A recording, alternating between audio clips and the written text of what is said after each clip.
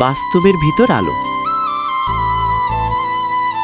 আমরা সবাই হাঁটি, কিন্তু সবাই পৌঁছতে পারি না, কারণ পথের ধুলায় চোখ জ্বলে, স্বপ্নের বোঝায় মন ক্লান্ত হয়, আর সময় শেখায় কে আপন, কে শুধু দেখার মানুষ। হাসির আড়ালে আমরা লুকাই ব্যথা আর চুপ করে যাই, কারণ অনেক কষ্টের ভাষা মানুষ বোঝে না, শুধু অনুভব করে নিজেরটা। জীবন আসলেই কঠিন, এটা আমাদের কাঁদায়, ভাঙিয়ে, হারায়, তারপর আবার দাঁড়াতে বলে, শিখো, বদলাও, এগিয়ে যাও। কারণ এই পৃথিবীতে দয়া সবাই পায় না, বুঝে এমন মানুষও সবাই পায় না।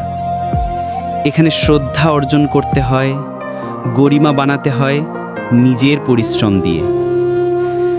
যেদিন তুমি ক্লান্ত হয়ে ভাববে বোধহয় আর পারবো না, সেদিনই মনে রেখিস সফলতার দরজায় আর এক কদম বাকি থাকতে পারে।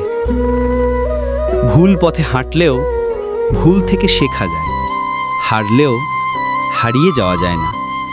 কারণ মানুষ তখনই হারে যখন সে নিজেকে বলে আমি আর পারবো না।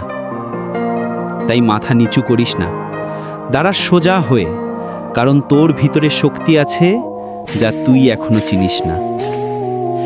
একদিন তুই হাসবি আর বলবি, যে ব্যথা আমাকে ভাঙেনি সেই ব্যথাই আমাকে বানিয়েছে। মূল কথা,